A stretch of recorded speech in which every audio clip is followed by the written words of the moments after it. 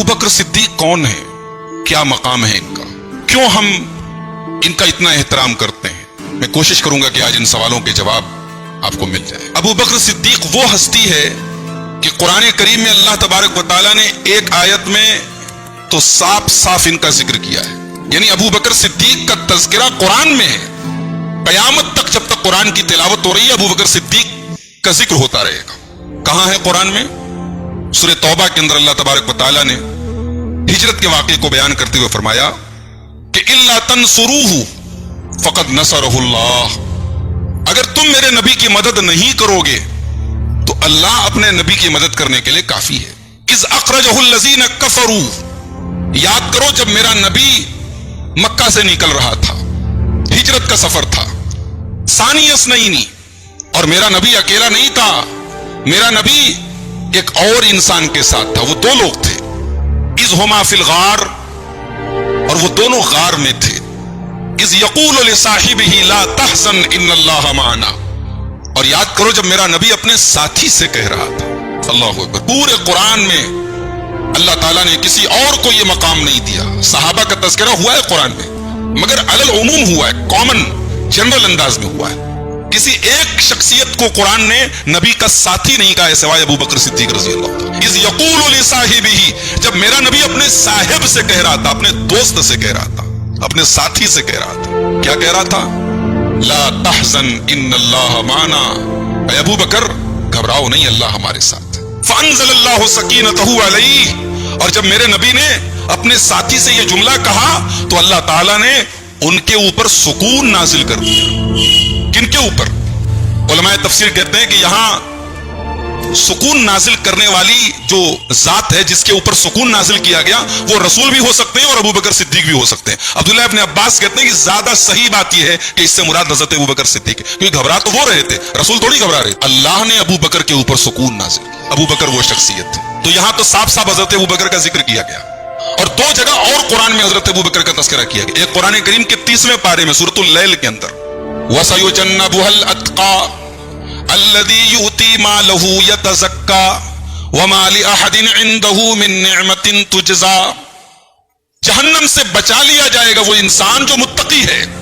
अल्लज़ी युती मालहु यतज़क्का, वो अल्लाह की राह में अपना माल अता करता है, अपना माल देता है अपने आप को पाक और साफ करने के लिए, अपना तज़किया करने के लिए। वमा लिअहदिन इंदहु मिन निअमतिन तुजज़ा, वो किसी का एहसान उतारने के लिए सदका नहीं करता, खैरात नहीं करता। भाई एक होता है ना, आपने मेरे ऊपर कोई एहसान किया था, मुझे मौका मिला, मैंने आपकी मदद कर दी। अबू बकर सिद्दीक ऐसा नहीं करते। वमा लिअहदिन इंदहु मिन निअमतिन तुजज़ा, मेरा वो मुत्तकी बंदा किसी का एहसान नहीं उतारता, अल्लाह की राह में खर्च करता है, बदले की तलब नहीं। ये कौन है ये? इस आयत की तफसीर में मुफस्सरीन की अक्सरियत कहती है कि इस आयत से मुराद हजरत अबू बकर सिद्दीक रज़ी अल्लाह ताला। हजरत अबू बकर रज़ी अल्लाह ताला नो बहुत पैसे वाले नहीं थे, बिजनेस करते थे, कारोबार करते थे, ताजिर थे, लेकिन उनका एक काम था। उस दौर में आप जानते हैं कि अल्लाह के रसूल सल्लल्लाहु अलैहि वसल्लम ने जब अपनी दावत का आगाज किया तो अल्लाह के रसूल के ऊपर ईमान लाने वाले ज्यादातर कमजोर तबके के लोग थे, गुलाम ज्यादा थे। हजरत बिलाल हैं, हजरत खब्बाब हैं, हजरत सुहैब रूमी, ये सब गुलाम लोग थे, कमजोर लोग थे। अब इनके मालिक इनके ऊपर बड़ा टॉर्चर करते थे, जुल्म करते थे। अबू बकर सिद्दीक रज़ी अल्लाह ताला अन्हु इन गुलामों को आजाद करते थे, पैसा दे करके, मुंह मांगी कीमत में आजाद करते थे। घर आते थे, बाप की डांट सुनते थे। इनके वालिद का नाम था अबू कहाफा।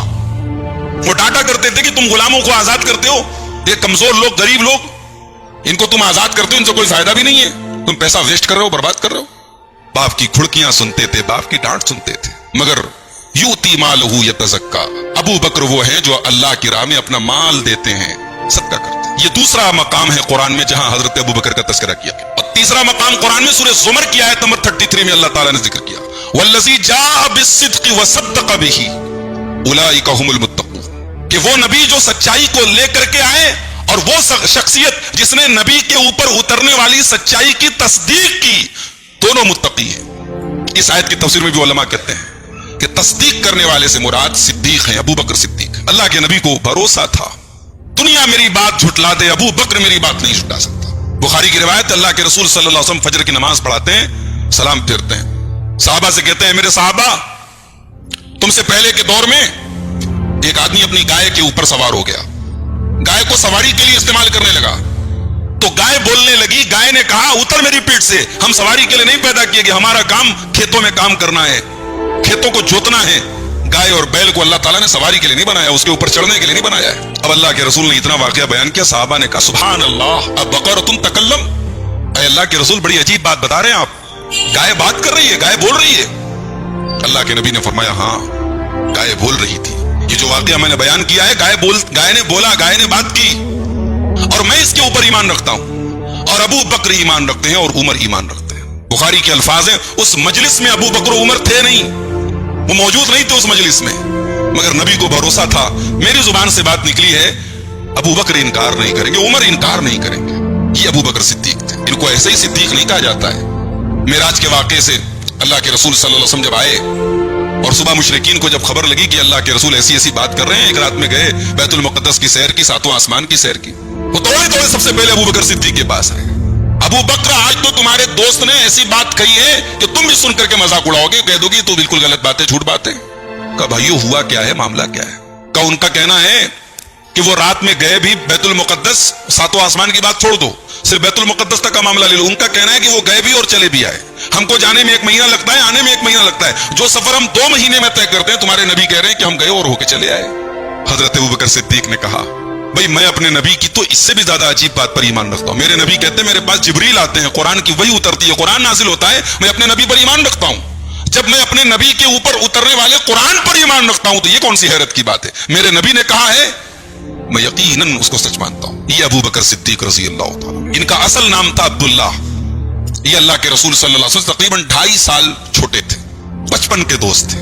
دنیا میں دوستی کی اگر مثالیں قائم کی جائیں گی, دنیا میں اگر گہری دوستی کا نام لیا جائے گا تو محمد الرسول اللہ اور ابو بکر صدیق کی دوستی کو ضرور لکھا جائے گا. یہ وہ دوست تھے جو کبھی جدا نہیں ہوئے, اسلام کے پہلے بھی, نبوت کے پہلے بھی دونوں یار تھے, دونوں دوست تھے, نبوت کے بعد بھی دوست تھے, زندگی بھر دوست رہے, اور انتقال کے بعد بھی دونوں دوست ایک دوسرے کے پہلو میں دفن ہیں. دوستی کی ایسی مثال نہیں ملتی. میرے نبی کسی کی اتنی پرواہ نہیں کرتے جتنی ابو بکر صدیق کی پرواہ کرتے تھے. بخاری کی روایت ہے, حضرت ابو درداء رضی اللہ تعالیٰ عنہ کہتے ہیں ایک دن ہم لوگ اللہ کے رسول کے پاس بیٹھے تھے, اتنے میں حضرت ابو بکر صدیق آئے, اپنے کپڑے کا کونا پکڑ کے چلے آ رہے ہیں, چہرہ اترا ہوا لگ رہا ہے.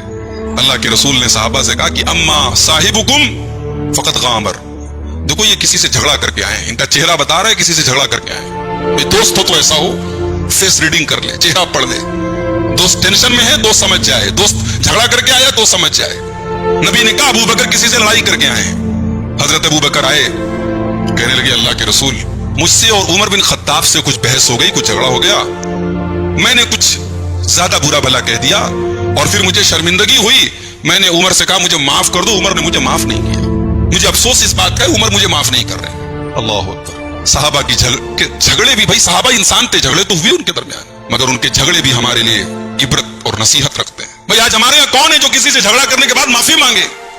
یہ 1 گز کی ناک لے کے ہم گھومتے رہتے ہیں, بھائی بھائی سے ناراض ہے, ماں بیٹے سے ناراض ہے, بہن بھائی میں جھگڑا ہے, پڑوسی میں نفرت ہے, کوئی کسی سے معافی مانگتا ہے؟ ابو بکر عمر سے معافی مانگ رہے ہیں, عمر نے معاف نہیں کیا تو ابو بکر آ کے رونی صورت بنا کے نبی کے پاس آئے کہ اللہ کے رسول عمر مجھے معاف نہیں کر رہے. اللہ کے رسول نے کہا یغفر اللہ لک یا ابا بکر, اللہ تمہیں معاف کرے یا ابو بکر. اس کے بعد حضرت عمر رضی اللہ تعالیٰ عنہ کو شرمندگی ہوئی کہ بھائی ابو بکر نے مجھ سے معافی مانگی, چلو مان لو انہوں نے کچھ سخت کلامی کر بھی دی, مجھ سے کچھ تیزا ہو گئی, گرما گرمی ہو گئی, مجھ سے معافی تو مانگی, مجھے معاف کر دینا چاہیے تھا. حضرت عمر کو شرمندگی ہوئی, حضرت ابو بکر کے گھر گئے, پتہ لگا حضرت ابو بکر گھر میں نہیں ہے. اب حضرت عمر فاروق رضی اللہ تعالیٰ جلدی اللہ کے رسول کے پاس آئے. اب جب اللہ کے رسول کے پاس آئے تو آگے پہلے سلام کیا, نبی کو سلام کیا. ابھی حضرت عمر نے کچھ کہا نہیں ہے, بس آگے نبی کو سلام کیا ہے. حدیث کے الفاظ بخاری کی روایت ہے فجعل وجه النبی صلی اللہ علیہ وسلم یتمعر, اللہ کے رسول کا چہرہ غصے سے لال ہونے لگا.